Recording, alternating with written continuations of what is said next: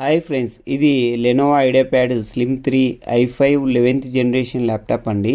ఇది screen ప్యానెల్లో thread brass damage అయ్యి హించెస్ panel నుంచి ఓపెన్ అయ్యింది.